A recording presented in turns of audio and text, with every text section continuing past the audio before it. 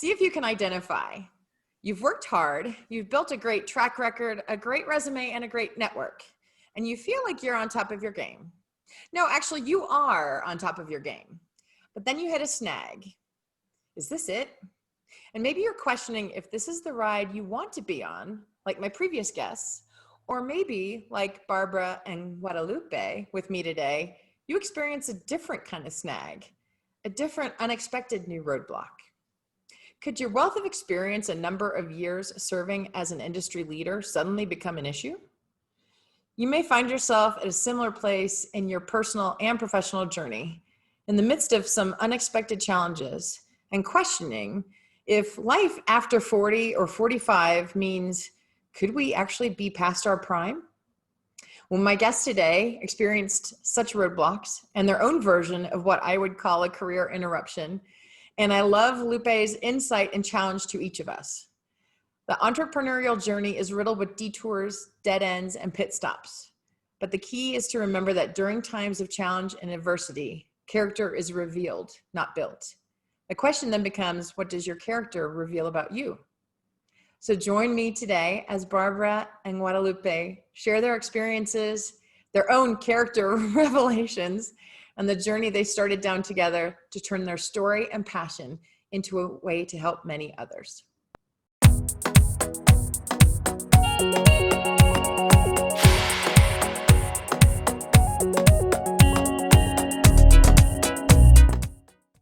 So Guadalupe Hirt is a public relations expert and an entrepreneur, say that 4 times fast, and an entrepreneur of 24 plus years. She opened her own agency and experienced much success in working with the big brands. I'll let her tell you a little bit more there. And then Barbara Brooks, is an award-winning marketing and public relations specialist in the shopping center industry. And I saw, actually, Barbara, that you worked on Sundance Square in Fort Worth, and I lived in Fort Worth, and I didn't even know we had that connection.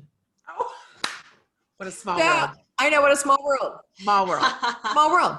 So, and together they're the co-founders of Second Act, which is a membership community focused on elevating and connecting businesswomen 40 and 50 plus.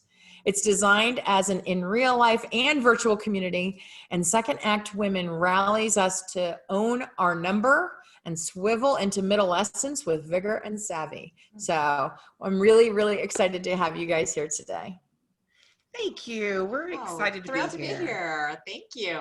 Great. Well, okay, so I'm actually going to start with Lupe and to ask her to tell a little bit more about her story. So as you both know, the focus here is Life Reimagined, sharing stories and insights to helping those of us over 45 better navigate all of our detours and really how we've come through the adventure and how it shaped who we are today. So Lupe, tell me a little bit about, first of all, how your career path evolved to even get to the point of meeting Barbara, and then what made you decide to take on a work wife like Barbara? Well, first of all, I would have no other better wife than my current one. So, but you know, so we go back, gosh, about 12 years. We met through a mutual friend of ours. Barbara at the time was working at Park Meadows, and I was doing some consulting work, public relations, what I had studied in school. And you know, you've met Barbara, Wendy, so I don't have to tell you. She's got like this just contagious such an introvert personality. Yeah, right? Like, I mean, I know. And we just clicked. I mean, honestly, she was doing marketing and kind of doing her consulting. She evolved from working at Park Meadows and kind of doing her own thing.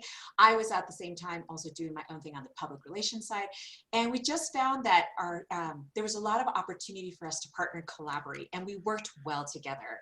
Our personalities complemented each other. Our creativity, our smarts, our drive was very complementary. And so it was a win-win. And so we went down the path of working on some projects together. Then before you knew it, one project turned into 10. And I was like, let's just, you know, make this formal. Let's start going out, you know, and we became co-founders of a previous company actually called Decibel. Yeah. So at the time we started to join forces and kind of doing our thing together. And we were a force to be reckoned with, working in the hospitality, education, and other spaces that other clients we were working together. But then just like everything else, it ran its course. it didn't infringe on our friendship, but I think that we just were exhausted from the grind of being an entrepreneur. Like, I mean, when do you know, right? When you're doing everything, at a certain point in time, you're like, I'm done. I'm done being the accountant, the collection agency, the invoicing, the marketing, et cetera, et cetera. And so we like she likes to say, unconsciously uncoupled or consciously uncoupled. Consciously.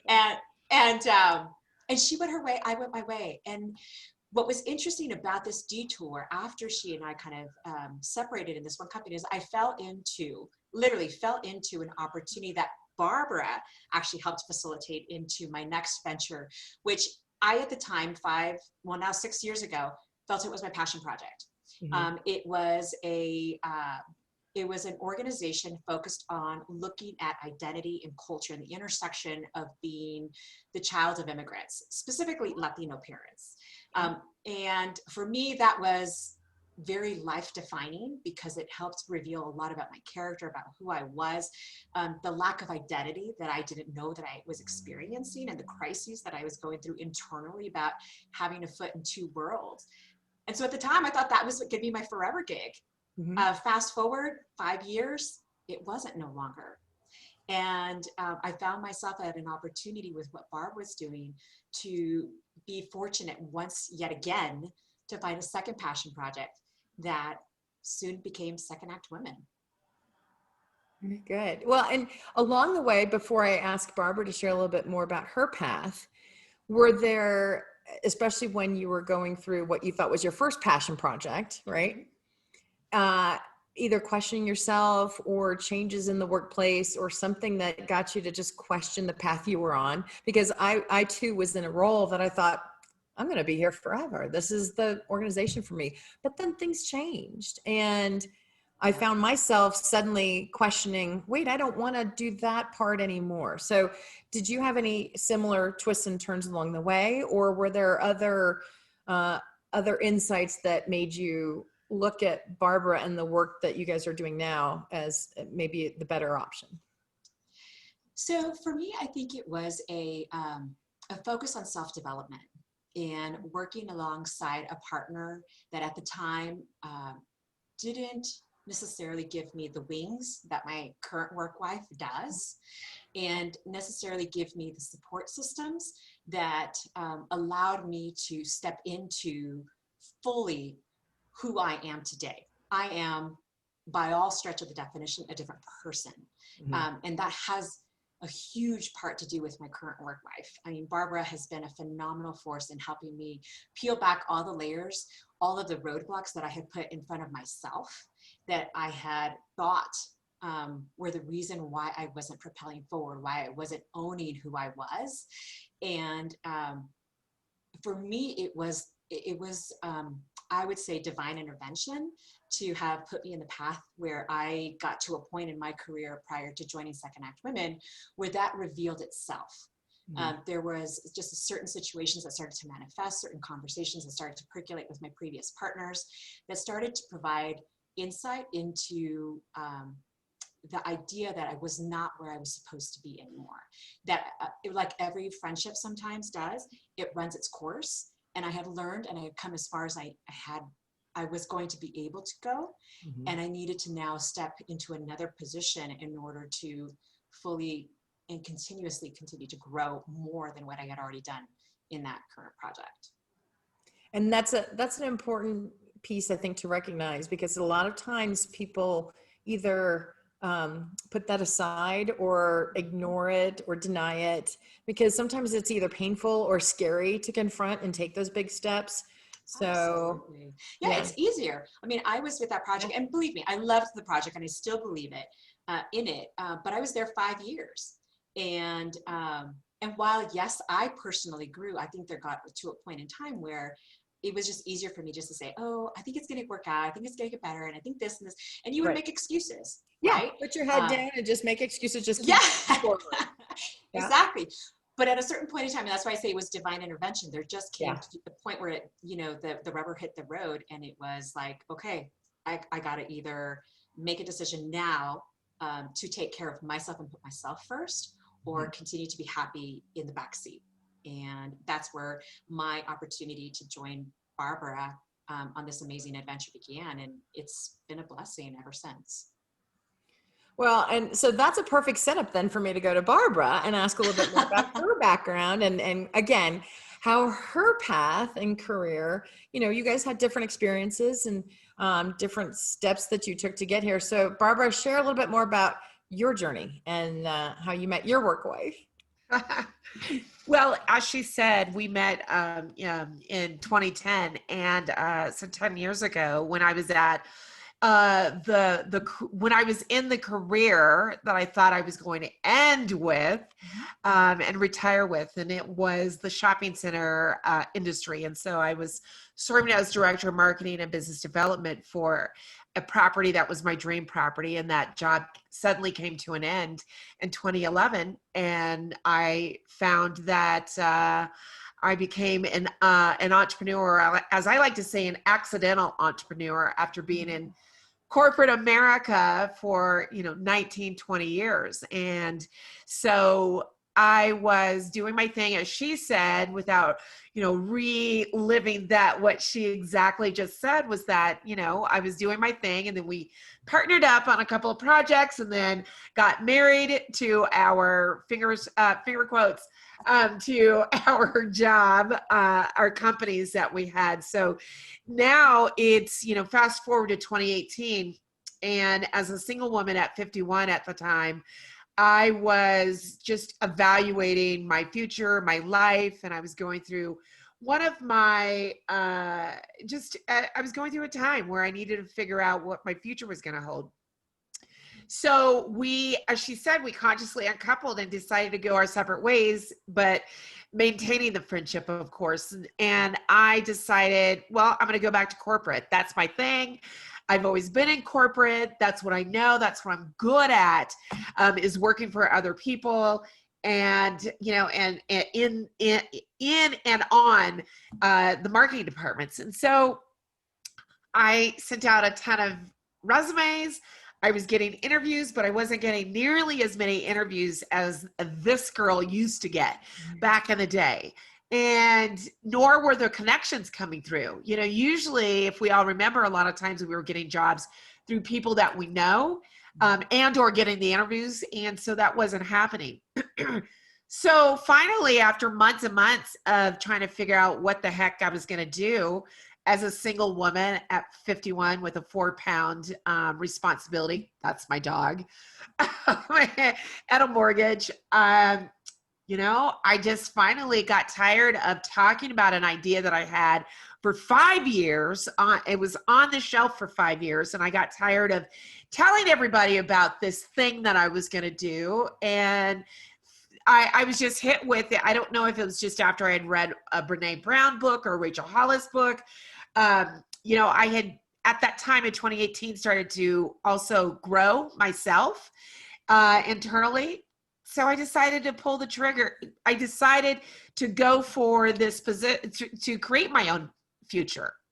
And that was to go after the idea that I had. And that was to create, at the time, Women's Business Week. And the idea was that it was going to be very similar to Denver Startup Week, which, for those of you that are listening and watching aren't familiar with that, it's the largest entrepreneurial event in the world, with over 20,000 people coming into Denver every year. So my idea was to create one, in a sense, for women. But then as a marketer, I'm doing the research, I'm doing the surveys, and Lupe, although she was looking to go into corporate herself, she gave me 20% of her time, which was great. Literally, that's what she said. I'll give you 20%. I love that she's a woman who knows her value. Yeah. So, so we started hosting these brainstorm sessions. In those, in my head, I'm thinking I'm going to produce an event, no matter the age. I'm going to help women. I'm going to help them through education and, and connecting and all of that. And then we started hearing the same thing over and over and over again, that, age started coming up. And it wasn't that they were looking for an event specific to age, but it was just ageism was a topic. So I had this aha moment, don't know, and I wish I could remember where I was or what I was, where I was at the moment or what I was doing, but it was a conversation I was having with God knows who, but who. And I had my aha moment, my Oprah moment where I said, that's it. I am going to create this company. This thing that I've been working on for the last couple of months is actually going to focus on women over 40 and 50. That is my differentiator. That is my purpose and my passion because I'm my own target demo. And from there on, the company became Second Act Women, which, as Lupe will tell you, we went through several different iterations and landed on Second Act Women after a night of watching TV. And turns out I pulled out this piece of paper, by the way, and Second Act was Women was on it twice from when Lupe and I had beers and probably me a vodka martini straight up because she's a beer drinker. And that's how we get our creativity flowing. Creativity. Exactly. Absolutely, right? Absolutely. So then it's funny because I was listening to my gut and listening to me and knowing that not only was I going to start this company, but I was going to focus on the fact that on what I was good at. And I was good at connecting people and I was good at creating events. And those are things that I loved to do. I get a high off of it. So it was actually just going to be an event company. But then we kept listening to our customers, finger quotes, and it turned into much more. It turned into what it is today, which we'll talk about a little bit later on. Yeah. Well, and both of you, there's probably many more women now than say a year ago who are in a point of a shakeup with their job, right? I mean, so many people are experiencing through either their choice or through everything that's happened in this crazy year, a change being thrust upon them, right? Right. So I think perseverance and resilience is one of those key pieces that calls on our characters to find. But so as you all were finding, even pre-COVID times, you had women who were experiencing ageism and challenges at this stage of life. So talk a little bit about what you've seen, not only with women over 40 in the workplace, a year ago, but then maybe also the insights and what 2020 has brought. So that's the thing. Ageism has been around for generations. It's something that's been passed down quietly, enforced, and sometimes not so quietly enforced. Mm-hmm. And what's interesting is that I think now, when we started this organization, what was inspiring, but also concerning was that there was a lot of women in our shoes. There was a lot of women that could relate to what we were talking about. And when we started off with Biz LiveCon, what was interesting was because we had been so used to, and collectively, I'm talking about this generation, so collectively used to being overlooked, ignored, made to feel, past our prime, et cetera. When we started with Biz LiveCon, which is our custom signature event that we launched in last year, women didn't get it. In our chapter, we talk about the fact that women were a little befuddled with, why are you creating a conference for women over 40 and 50? Like, what? Like, this is for me. And so that was a clear sign that there was this huge disconnection between women and the value that they have, regardless of age, but specifically at this stage of our life, which is called adolescence, and not understanding and owning the value that they have, perhaps knowing that they have value, but also the owning it. And so what's been interesting to see is the shift, I think, within some of the women within our current community who, when we first engaged, were feeling, some were feeling empowered, some were feeling strong, but just didn't know how to maneuver through the emotions or through the stereotypes that society was putting upon them. Other women were struggling internally and were trying to figure out who they were, how to, determine the next step, regardless of the, where they started at the end point, what we have seen is through communities like what we are building with Second Act Women, that can change and be the real game changer, to be honest. The idea that all of a sudden you are not alone in your journey, but that you are now surrounded by other like-minded women that are on a mission to create the community, support, connections that can give you that hand forward or that hand backward to bring you up to where you need to be to feel the value that you are bringing to the table. What's been interesting that that COVID has now brought into place is this idea of we're going through furloughs, we're going through layoffs, we're going through impact that we don't have the control over, and that's definitely negatively affected our women. And I'll let Barb talk about some of the statistics that are out there are coming out about the effects on some of our ladies, sadly. Yeah, it's really sad.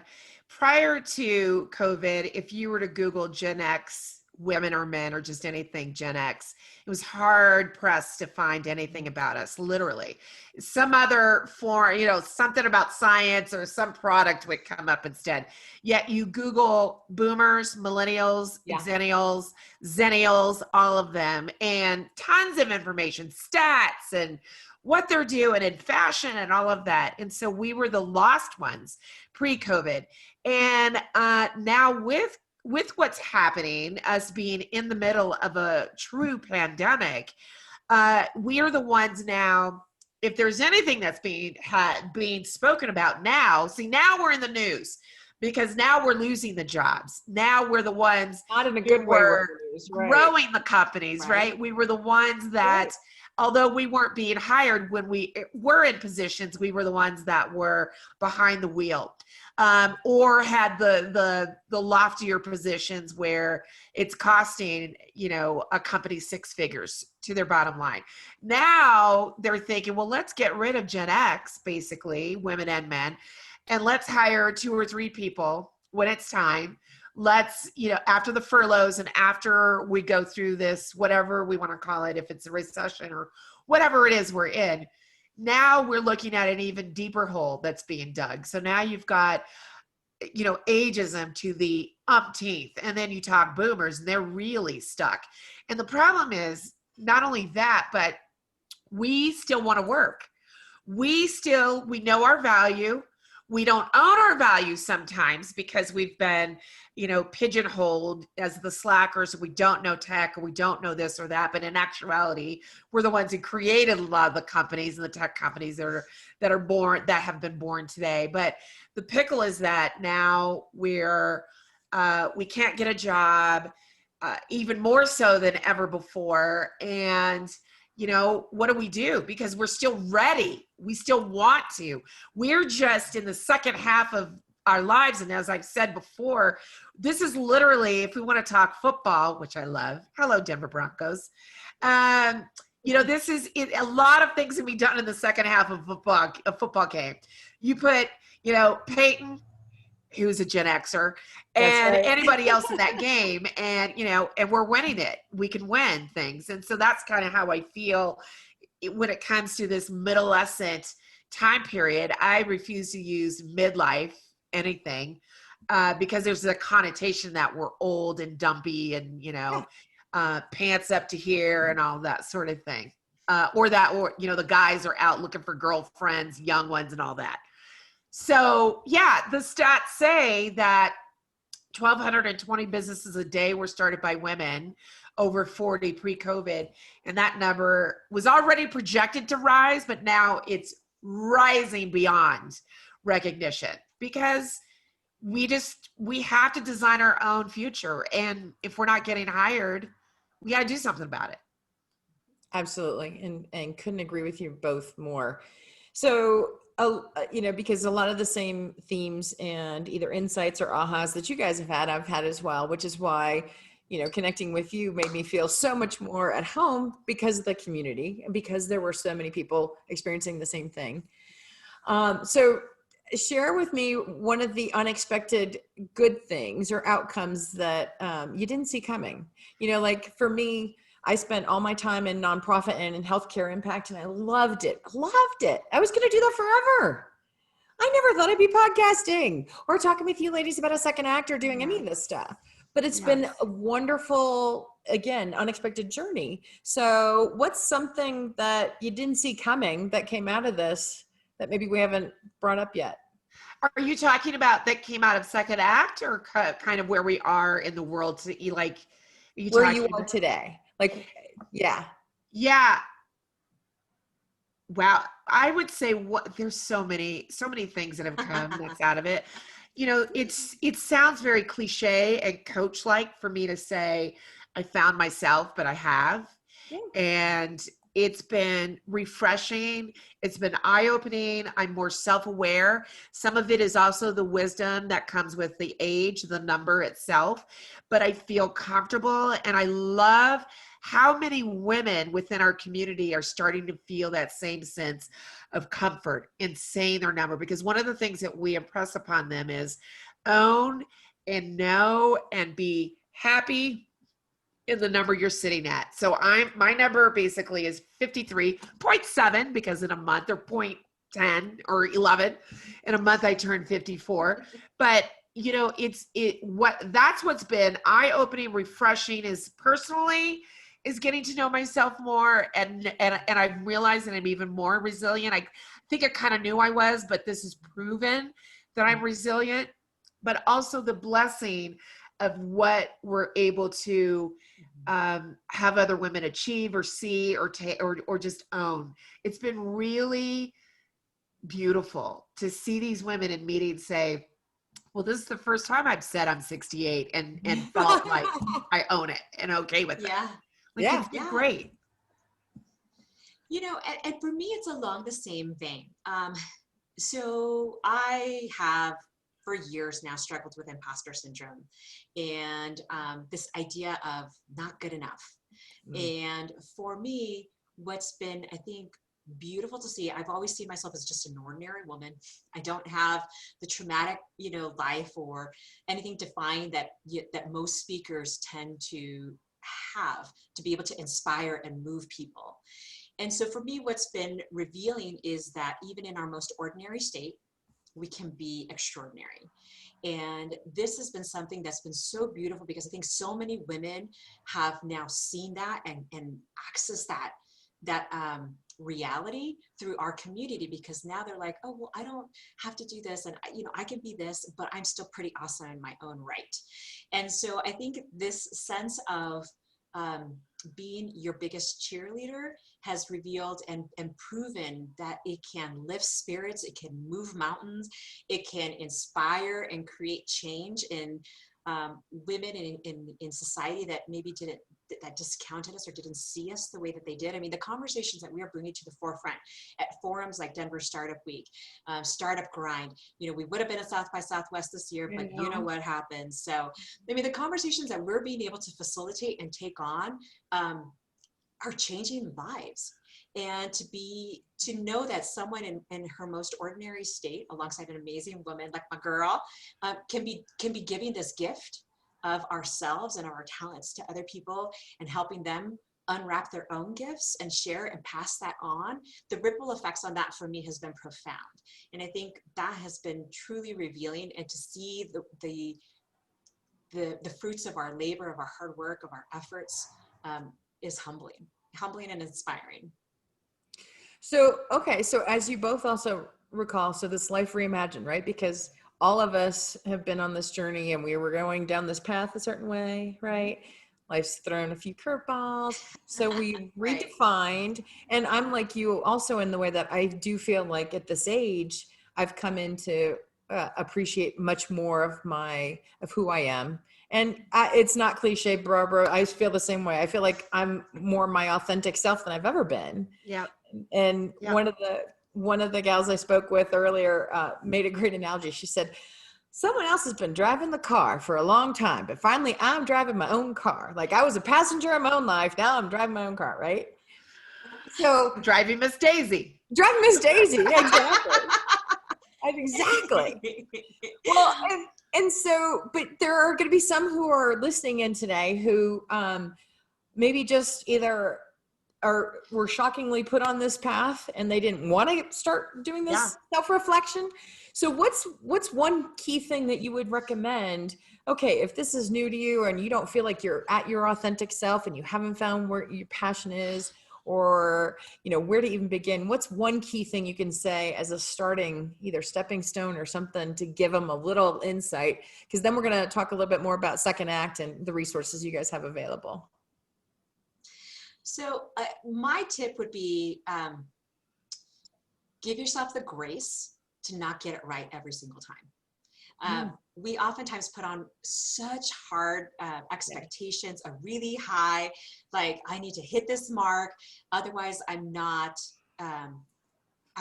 living in my most authentic self, or I need to do this. And no, at the very basic, I mean, do your best, in my opinion. And if you can look at yourself in the mirror and say, I tried my best, then give yourself the grace. If everything didn't work out the way that you anticipated it, it's all right. There's always tomorrow. And so learn from what you can today, apply it to tomorrow, and continue to be until you build towards the best version of yourself. Because it's not necessarily you're going to snap your fingers, it's going to happen. So understand that just like anything worth, fine wine, it ages, perfectly over time. And it takes time to get to the point where it's enjoyed, so well. So why don't you deserve that same grace? For me, I have to say, if you're sitting at a point in life, because it's not easy, it's still, there's still going to be road speed bumps, right? Yeah. Yeah. I don't know why I had to think about that. There's still going to be speed bumps, just like, it's life. But we have to recognize that literally as we're talking, we're aging. So it's going to happen. So why not embrace it? Why not figure out how you can embrace it? If that's creating a list, and by the way, I don't call these things bucket lists. I call them live life lists. Who the hell wants to think about kicking the bucket? No, I love that, Barbara, because I've been thinking the same thing. We've got lists, but I don't want to call it a bucket list. So don't call it a bucket list. I call it a live life list. Because these are things that we should be doing now, and we should have even started doing in our 30s and 40s. So let's not wait. Let's literally get a list going. I was just talking the other day that this is something I need to go back to with my own coach. Like, I need and you need to create a list of things that you personally and professionally that you want to do, and start doing it. Don't take that list and tuck it away and say, okay, well, I've gone that far. This looks really great. I can't wait. And then you file it somewhere, because that's what happens. It's happened to me. It's happened to others. Yank that vision board off the wall, and instead of it being decoration right now, what can the next 4 months as we close the year look like? And do it. Just stop doing what we all often do. And that is, I'm going to do that one day. It's just like when we're trying to lose weight. And I'm one of those. I'm still struggling with that part. But at some point when you're ready, you've got to jump over the fear and say, screw it, I'm ready. And you can only do that. I realize it's kind of like, I guess, when you are have a vice, and it's not until you're ready to break that vice until you tell yourself you're ready. You got to figure out when it is you're ready and start preparing and doing what you can so that you're not continually every day saying, I'm going to do it tomorrow. I'm going to do it tomorrow. No, do it. Today. Well, take out a piece of paper. Take out a device. You have that awesome phrase, Barb, that you always say, just push play, right? You always say that. Just push play. Take it off pause. Because I did that with second act women and this idea for 5 years. So it's not a kettle calling the kettle whatever black. Okay, I'm bad at analogies. It's not. We'll stick with it. Just push play. Yeah. I got tired and I pushed play. I got so tired of saying and having people saying, well, when are you going to do it? Why don't you just do it? At some point you have to say, girlfriend, you just got to do it. You just got to get out a Brene Brown book, get out a book, get that, get whatever it is you need to start making the moves to do it. Yep. And I think too many times we either indulge in self-doubt or analysis paralysis. And like you Yes. said, or I'll get to it another day. And oops, I got to make the, dinner for so-and-so, or I've got to do this, this, and this. And you keep putting yourself last and last and last. So every time. Every time. And we're so good at doing that. But let me help underscore that is being human. That Right? is. Like we all go through that. I mean, and it's not necessarily that you hit 50 and you're like, okay, I'm immune to that. I'm not going to feel this way anymore. It doesn't work that way, people. Like it just doesn't turn off.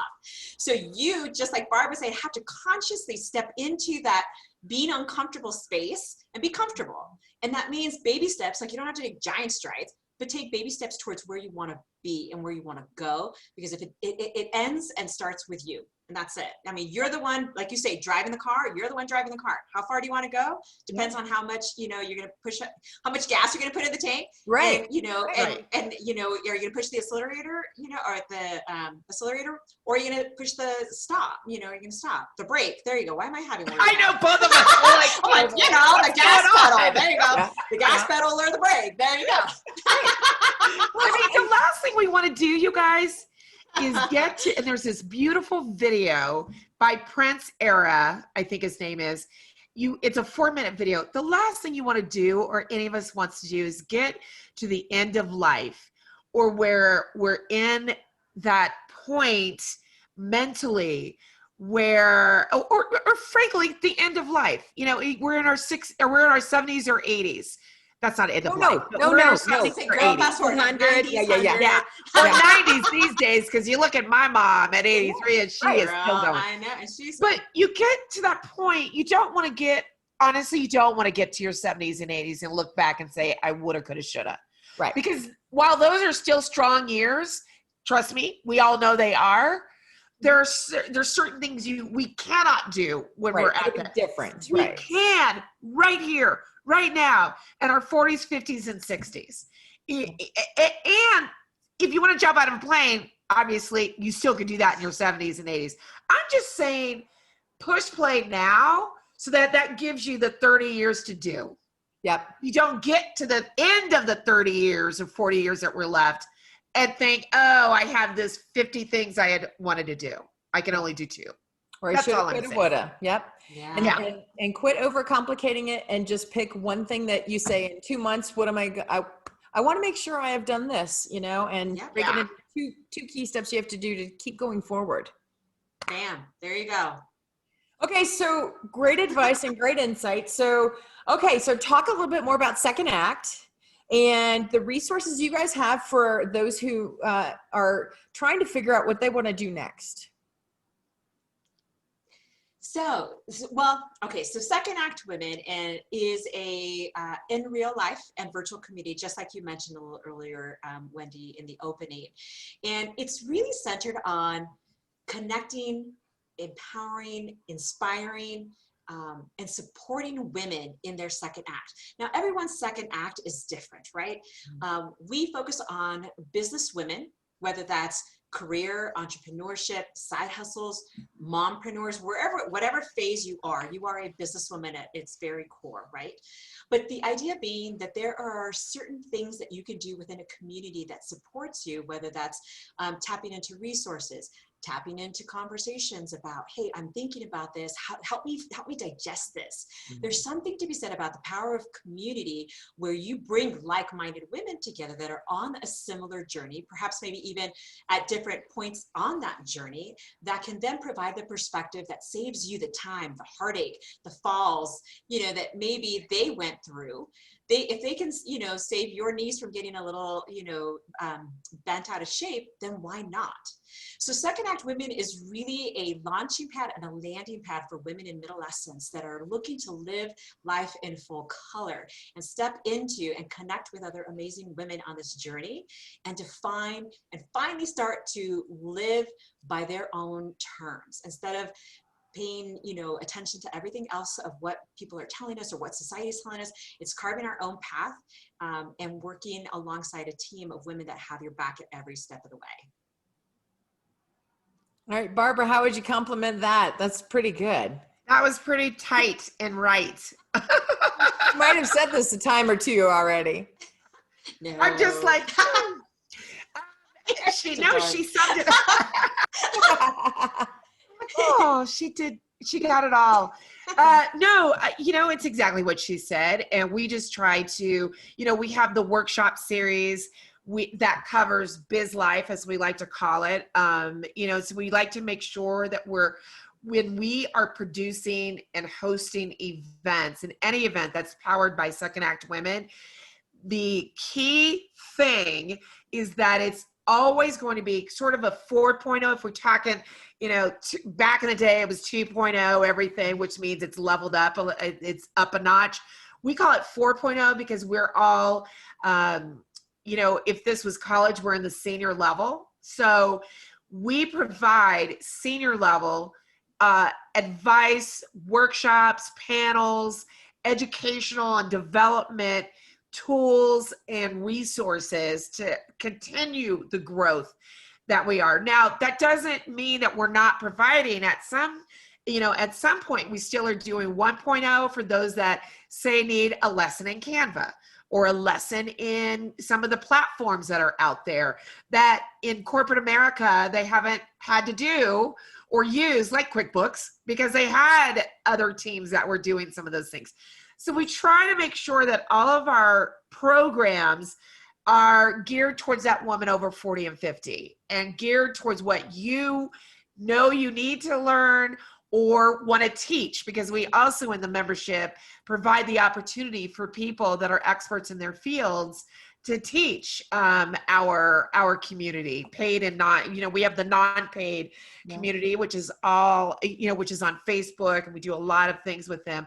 But then we have the insiders who gain a little bit more, when it comes to all the different things that we offer. We have templates and worksheets and videos, and, it's just, we have a whole library of on-demand videos that every time we do have a workshop, if you're an insider or not, because we do release some to the public, you can just go right back and learn and literally, and take notes from that video. And by the way, everything we do, there's always homework. We always want to make sure that we're schooling you. Literally, we're saying, all right, we're not just going to preach and tell you what to do and tell you all these things, but we're going to give you a checklist or a worksheet so you can continue your growth. Action items, action steps. Yeah. So it's really that. We do custom events, and we have Biz Life Con, which is an entire day, which is normally IRL, in real life, but we've obviously converted to virtual just for this next time in July, this past July. So we do that. We do just everything and anything we can to, again, continue advancing us so that when you go for that interview, you've got all the tools. If you were lacking in something, we provided you that so that now you're showing up sharper than ever. Very good. Okay. So website, secondactwomen.com. Yes. That would be it. Yeah. Lots of resources. Plus, so in addition, the video version of this will have the website and some information on the screen. There will be notes associated with both the podcast and the video version of this. So more details will be there, and more details also on the DestinationU website. So lots of places to make sure that they can come back and find you, because my hope is that somebody, or hopefully many women listening to this, say, oh my God, I didn't know that even existed, and I've got to get in touch with these ladies, and I really need to join this community, because it's too good to pass up right now, in that there are many other resources. Like you said, Canva. Some may not even know what Canva is. This is true. Right? This So is true. what are the tools you need to be successful going forward? And also, I love the fact it's not just about some of the business skills, but again, still personal growth skills in how you figure out what you really want, and learn from others on that self-discovery journey, because then that's going to lead you to the right next fit for you. So yes, absolutely. All that's fabulous. So, okay, so on a totally different note, but a fun one, because we're going to go back, Barb, to the Gen X stuff. I'm like, okay. let's do it. Totally different, because I think being Gen Xers, I believe we grew up in a really unique culture, right? Because our parents didn't have like MTV and stuff, right? Right. And Mary Tyler Moore and Women's Lib had just happened. And like, you know, like the Cosby Show, Claire was an attorney. I didn't know anybody whose mom was an attorney at 1975 or 78, whatever it was, 82.